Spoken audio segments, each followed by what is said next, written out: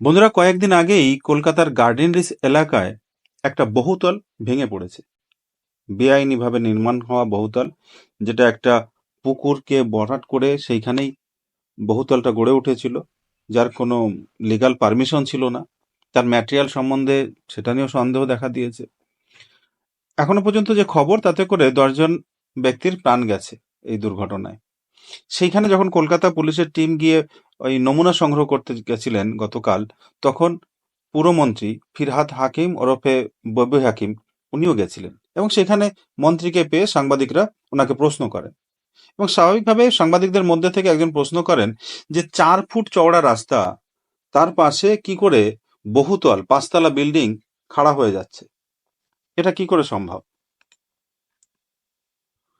এর জবাবে পুরমন্ত্রী যেটা বলেছেন, এবং তিনি মেয়রও, কলকাতা কর্পোরেশনের মেয়র, তিনি যেটা উত্তর দিয়েছেন, আমি বলার আগে আপনাদেরকে সেই ভিডিও ক্লিপটা আমি একটু শোনাবো।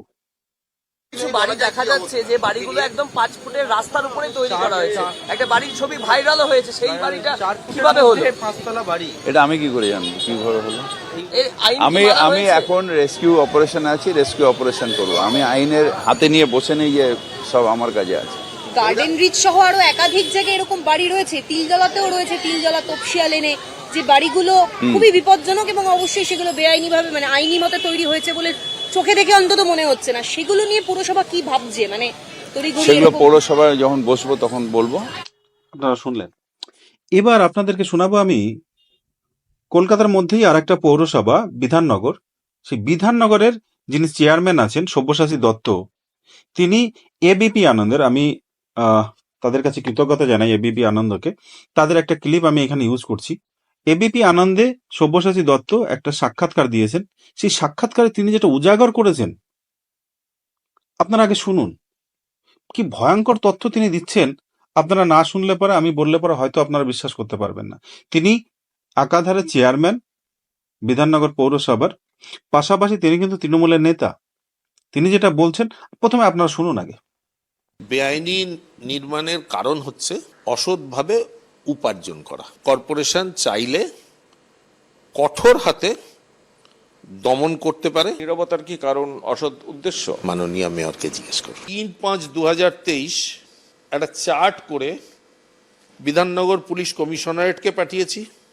সিপি বিধাননগর জনাব Firhad Hakim, honourable minister in charge urban development and municipal affairs, commissioner of police and Sharat Kumar দ্বিবেদী IAS, district magistrate, north 24 Parganas. 36টা ডেট ওয়াইজ আছে। মেয়রকে জানিয়ে যখন কাজ হচ্ছে না দেখছি, মানে অ্যাকশন টেকেন রিপোর্ট আমার কাছে আসে। শুনলেন বন্ধুরা? তাহলে সব্যসাচী দত্তবাবু উনি কিন্তু ডকুমেন্ট দেখিয়ে বলছেন, উনি কয়েকবার মেয়রকে জানিয়েছেন, এছাড়া পুলিশ প্রশাসনকে জানিয়েছেন, এমনকি ডিস্ট্রিক্ট ম্যাজিস্ট্রেটকে পর্যন্ত জানিয়েছেন উত্তর 24 পরগনার। তারপরেও তার কোনো সুরাহা হয়নি। এরপরেও যদি এই ধরনের ঘটনা ঘটে, তার দায়বদ্ধতা কে নেবে?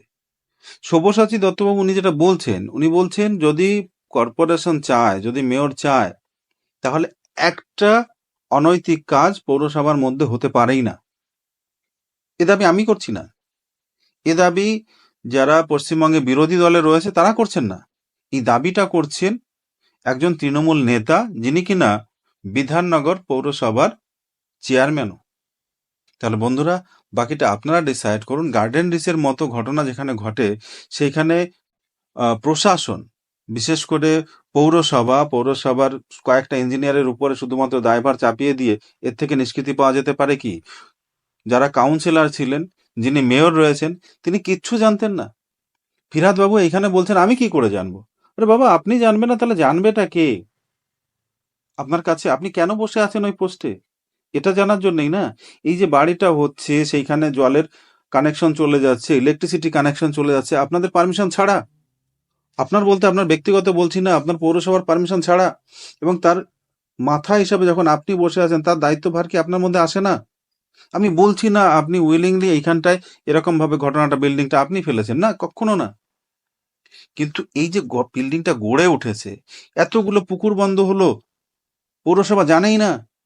পৌরসভা বলতে কি, পৌরসভার বিল্ডিংটা কি কোনো কাজ করে? সেখানে তো আপনারা যারা রয়েছেন আপনারাই কাজ করবেন। তাহলে পুরোপুরি দায় এড়িয়ে নিতে যেতে পারেন আপনারা? কত সুন্দরভাবে বললেন আমি কি করে জানবো। দর্শক, বন্ধুরা, আপনাদের যেটা মনে হয় সেটা কমেন্ট বক্সে অবশ্যই লিখে জানাবেন। আপনাদের কি মনে হয়?